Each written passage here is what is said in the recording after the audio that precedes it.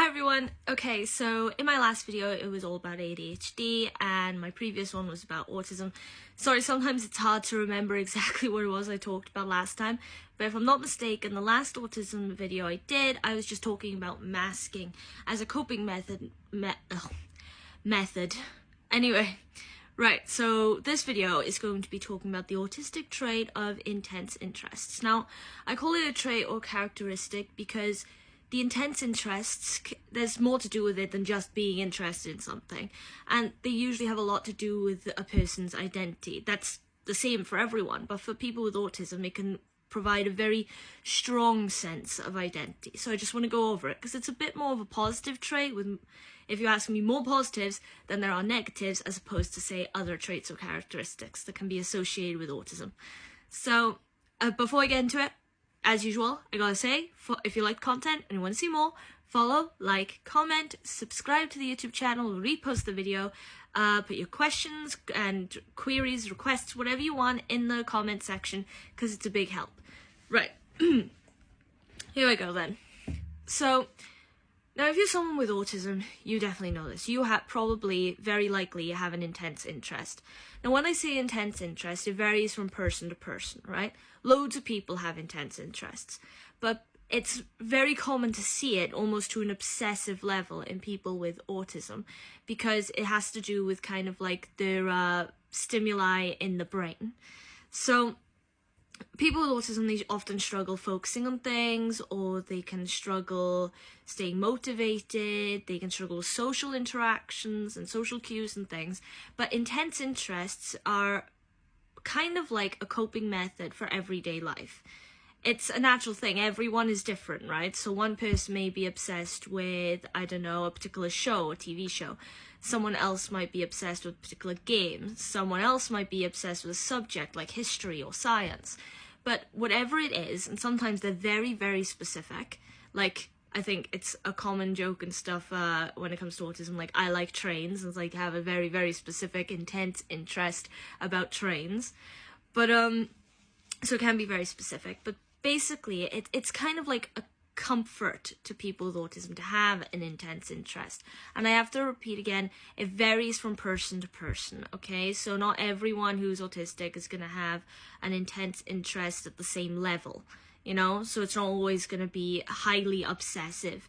You know, sometimes it's saying intense interest just means you really, really like it, but you're not like hell-bent on it, you know? There are differences.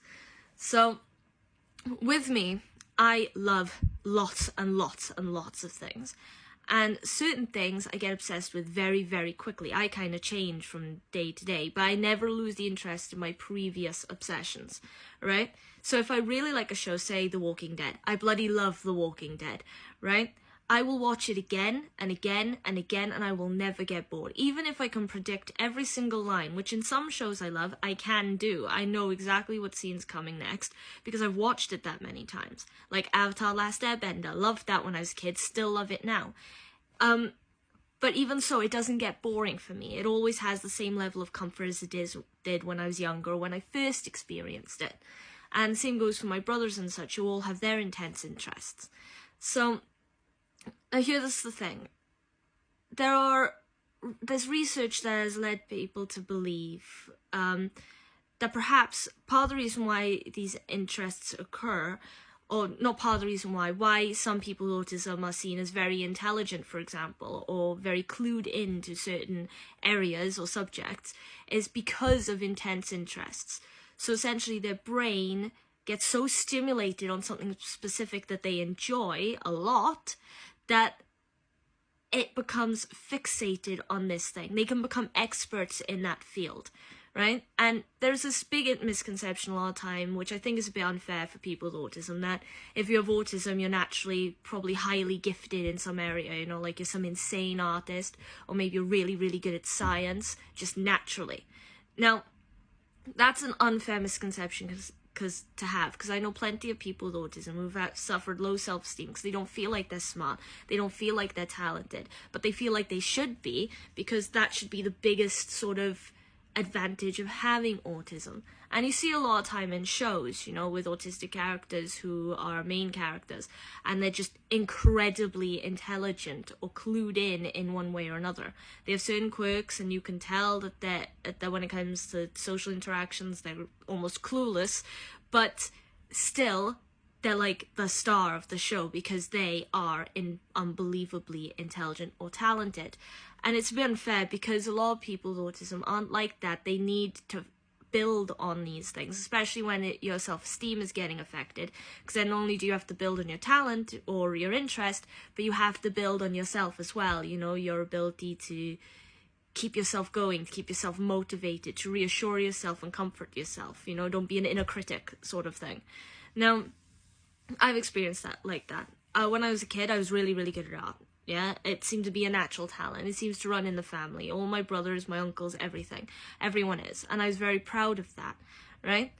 But when I got into comp, there were loads of people really good at art, and loads of people really good at art in specific areas than I am. Like painting, I am absolutely horrific at painting, okay? I hate it. I don't hate it. I love painting, but it's really difficult. I just can't seem to get what's in my head on the page. But if I use pencils, then I can do it better. And it's like faces and hands are my biggest difficulty, and animals, right? So I kind of work around my weaknesses to emphasize my strengths. But that's something I had to work on. Now, my intense interests have always been a large source of comfort for me in everything. I love anime. Any anime I've watched, I've loved and adored in every possible way. And I have my favourite characters who I'm obsessed with, of course. But during COVID, for example, lots of stuff happened, you know, it was a very scary time, everyone was stuck indoors, I was feeling very, very isolated, simply because I just started uni. I really loved going to uni, and now I couldn't go anymore. So I was missing out on that experience that I'd been looking for like my entire life. It was very hard on my mental health. But one thing that kept me going, even when I lost a family member during COVID, was anime. Because the intense interest people with autism experience, it's not just something they enjoy, it's something that they're wholly invested in. It's like, you put it on, like say if it's a TV show, you put it on, you watch it, and you're absorbed straight away. You love everything about it. That is your world right now. And it can really help you feel a lot of comfort and control in a world that's otherwise very overwhelming. So, and unpredictable, because at least with these things that you love, you can predict what's going to happen because you already enjoy it. Like, I love mythology as well, yeah? But I don't know all about history. I do love history, but mostly mythology, because it's kind of like stories, and I love stories. But, yeah, but it can be a massive, massive positive having an intense interest if you have autism. Because, like I said, if you decide to delve into it, make it a strength, not just a hobby, then it can really help you for the future. It can make you really successful. It can make you really an expert in a field. Right? Think Sheldon from The Big Bang Theory, his love of science, for example. So it's like that. But the problem is there is, of course, a negative, which is mostly it can become an obsession. And when that happens, it can cause you to limit social interactions, which can then cause issues with self-esteem, procrastination. Perhaps you're not really experiencing life as you should. Yeah? So it's a bit of a give and take. It's a bit of a balance that you got to find. Personally, I think if you have an intense interest and you have autism, turn it into something, you know, turn it into something that you can produce, you know, a career or something that you can make a name for yourself with. Anyway, I think that's about it, because I want to keep these under 10 minutes. But yeah, so I think that was a good place to end, and that's all I wanted to say on intense interests. And if you have any, put them in the comments, because it's great to hear about people's, and I'll do the same. But aside from that, in my next video, of course, will be about ADHD and another condition associated with ADHD. And if you want to see that, then like I said earlier, follow, like, leave a comment, questions in the comments, queries, requests, whatever you want, and thoughts. Repost the video, subscribe to the YouTube channel, and other than that, have a great day, and I hope you see you soon. Bye!